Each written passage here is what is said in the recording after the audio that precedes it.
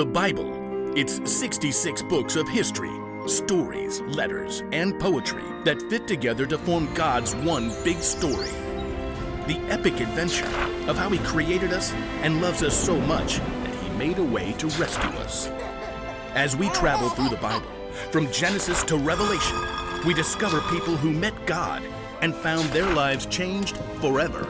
Now, for an amazing story, inspired by the book of Genesis, chapters 12 and 15. When Adam and Eve turned away from God and broke the loving rule God had given them, sin had entered the world. People no longer had a perfect relationship with God or each other.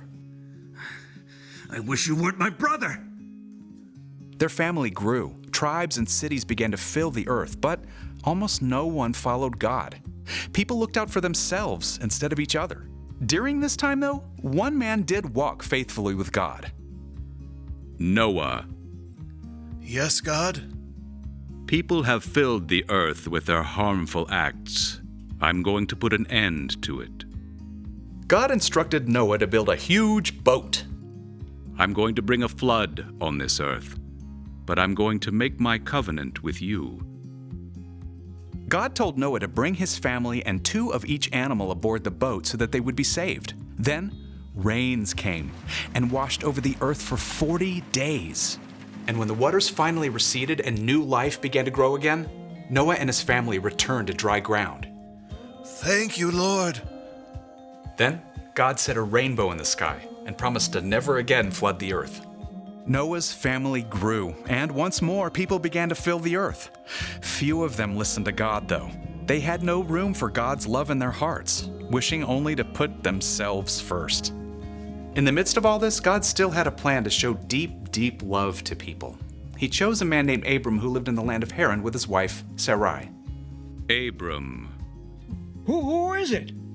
It must have been a surprise for Abram to discover that the God of the entire universe wanted to speak with him. But Abram couldn't deny the compelling, loving voice that called him. Go from your country, your people, and your father's family. Go to the land I will show you. But I'm 75 years old. Why would I leave everything that I know? I will make you a great nation, and I will bless you. I will make your name great. You will be a blessing to others. All nations on earth will be blessed because of you.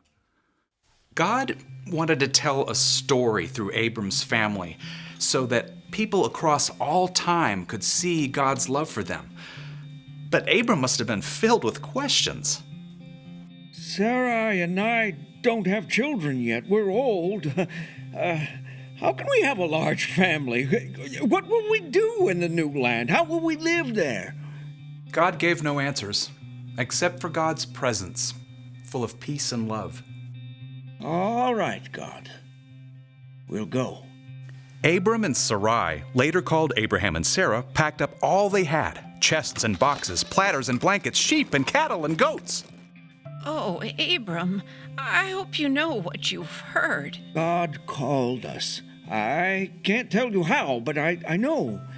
His voice, it was so full of love. But me have a baby.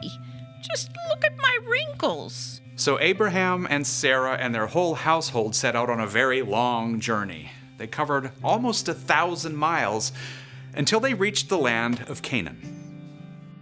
Here! This is it! Maybe so, but I'm still not sure about the baby part. The land opened up before them, wide and rolling. Abram found a tree in Moreh that branched overhead like a sheltering roof. God? We're here. We came all this way. What now? I will give this land to your family who comes after you. Thank you. I just needed to hear that again. Carefully, Abraham piled up stones to form an altar in honor of God. This will stand as a reminder of all that you've promised, Lord. Over the years, Abraham and Sarah made their home in this new land. Abraham made some wise choices and some poor ones. But still, God blessed them with some very good things. I won't say this necklace isn't beautiful, Abraham, but what good is silver and gold if we've got no one to give it to? You know, God promised us a family. Years ago. You really think I can have a child now? I know it seems impossible, but That night, the Lord appeared to Abraham in a vision. Do not be afraid. I am like a shield to you. I am your very great reward. I know, Lord. But we still don't have any children. When I die, everything you've given us will go to a servant. The Lord led Abraham out of the tent. The night sky stretched overhead. Look up at the sky. Abraham craned his neck to look up. Stars wheeled in the night, vivid points of light. They spun out in layer after layer, reaching into the vast depths of space. Count the stars if you can. Abraham's breath caught in his throat. I can't. No one could. As many stars as filled the sky, that's how many children will be born into your family. God's voice was deep and sure, filled with the same love that had drawn Abraham and Sarah from their home years before. Yes. Yes, God. I believe you. It would still be years to come, but God in love would keep that promise to Abraham and Sarah. It was the first step in a plan to show love not just to their family, but to the entire world.